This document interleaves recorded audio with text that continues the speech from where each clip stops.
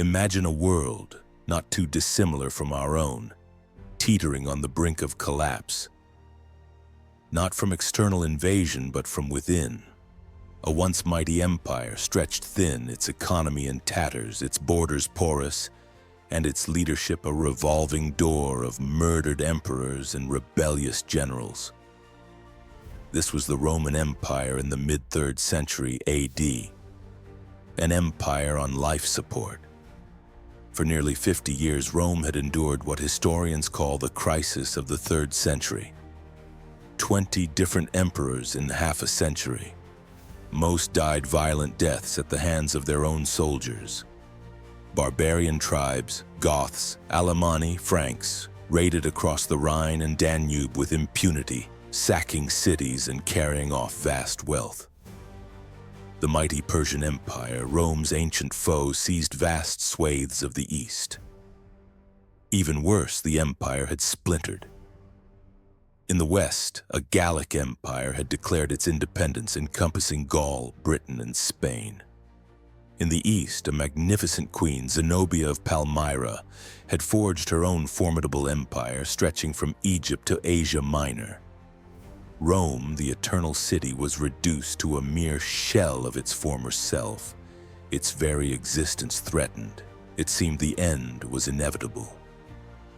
And then a man emerged from the ranks, not from the senatorial elite, not from a noble family, but from the tough, unforgiving world of the Roman legions.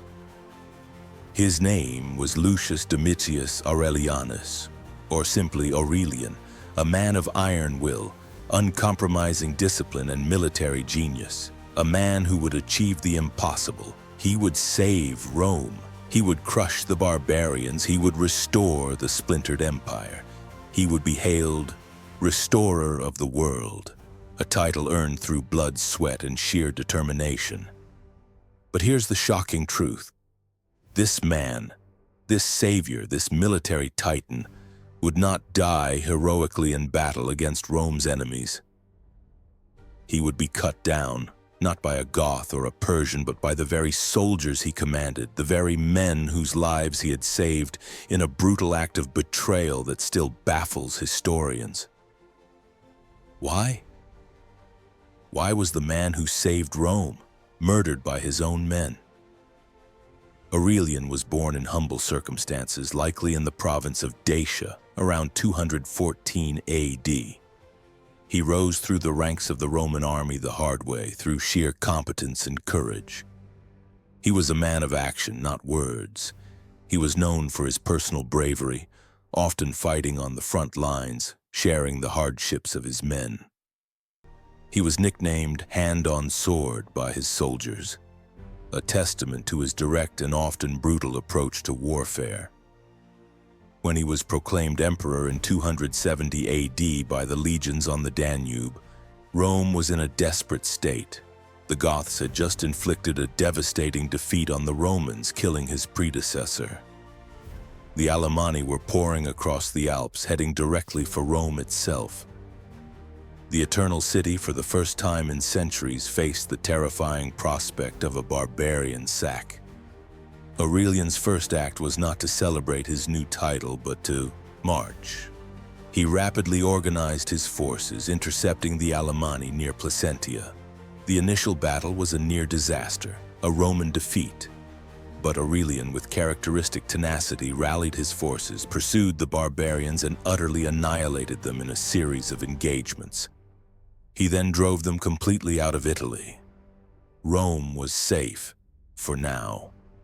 But the fear of another invasion lingered. The city, for all its pride, had no adequate defenses. The ancient Servian wall, built centuries before, was now within the expanding city and useless against a modern siege. Aurelian recognized the existential threat. He immediately commissioned a massive, unprecedented construction project, the Aurelian Walls.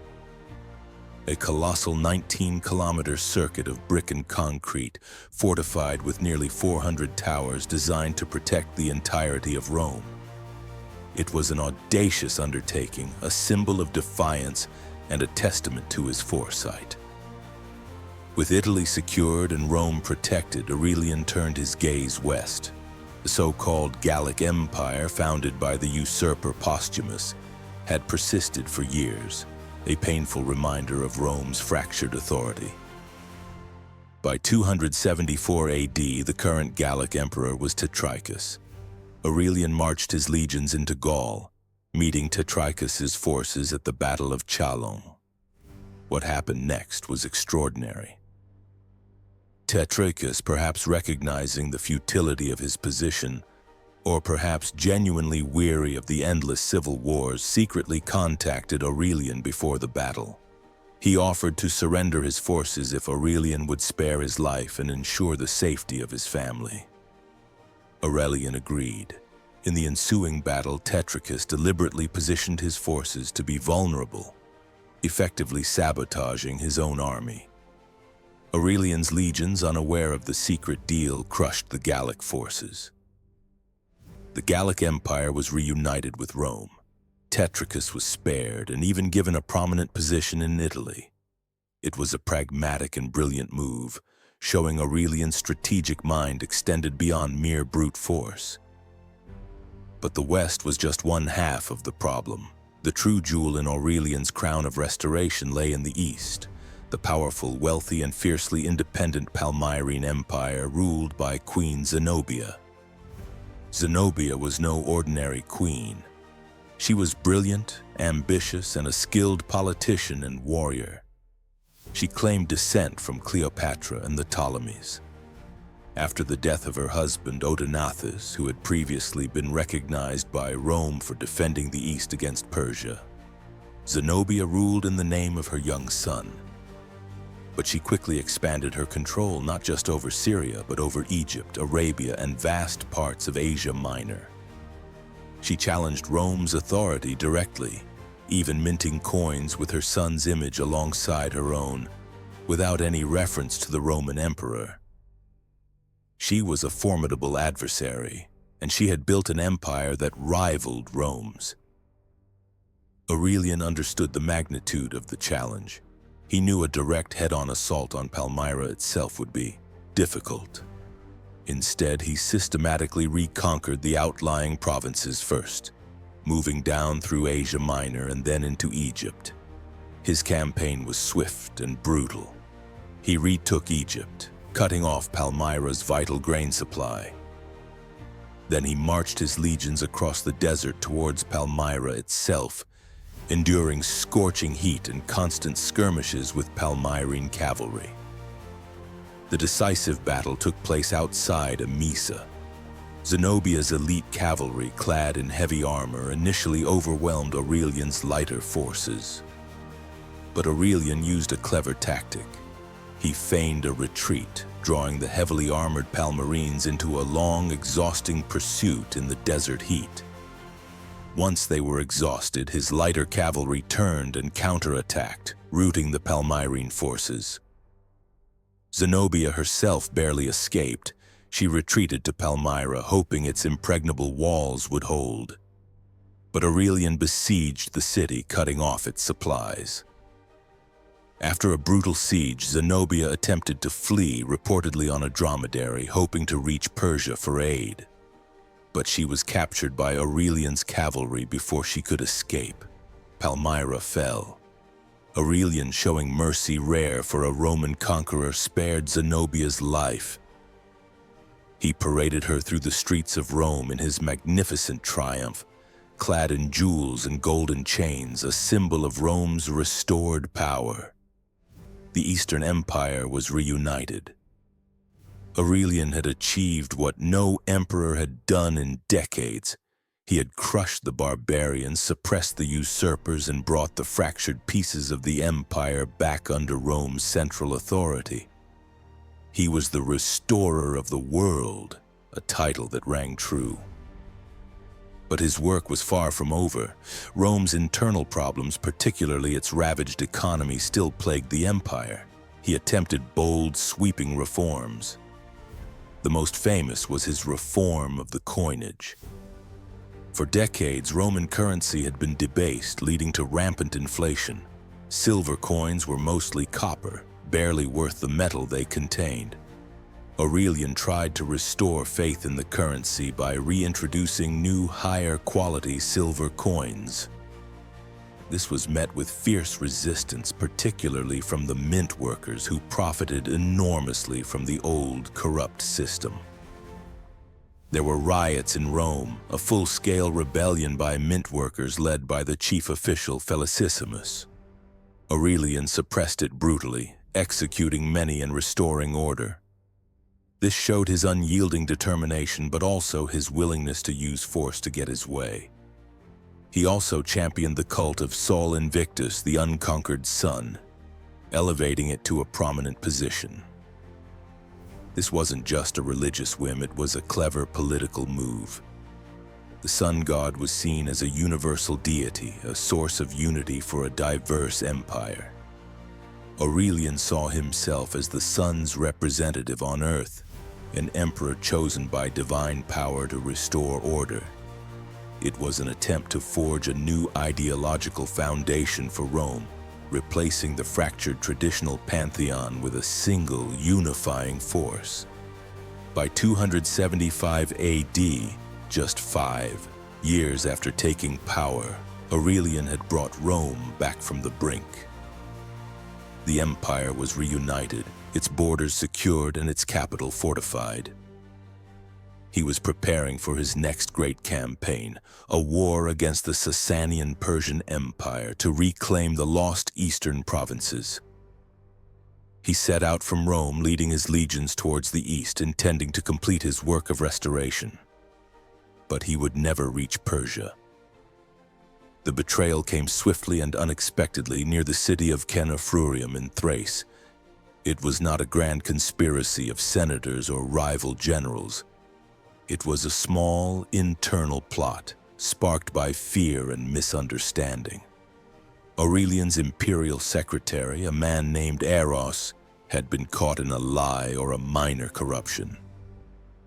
Fearing Aurelian's notorious harshness and his swift punishment for any misdeeds, for Aurelian was indeed a stern and unforgiving disciplinarian, Eros knew his life was forfeit. Desperate, he decided to save himself by eliminating the emperor. Eros forged a list of names. On this list, he included the names of several high-ranking officers, commanders of the Praetorian Guard, and even trusted friends of Aurelian. He presented this forged document to these men, claiming it was a list of people Aurelian intended to execute. The message was clear. The emperor plans to kill you. You must act first. The officers, seeing their names on this fabricated death list, panicked. They knew Aurelian's reputation. They knew he was capable of such ruthlessness. They believed Eros. They did not question the document. They did not confirm it with the emperor. In a moment of terror and self-preservation, they formed a conspiracy. As Aurelian journeyed towards the east, perhaps while dismounted or inspecting troops, these officers, joined by a few others, ambushed him. With swords drawn, they fell upon the restorer of the world. Aurelian, the formidable warrior, was cut down by his own men, the very men he had led to countless victories. He was around 60 years old. The shock was immediate. The Roman army, which had just lost its greatest commander, was horrified when the truth came out. Eros's deception was quickly revealed. The conspirators, realizing their terrible mistake, were immediately apprehended and executed by the loyal soldiers who remained. Aurelian's death plunged Rome back into a brief period of uncertainty. For nearly 8 months, there was no emperor.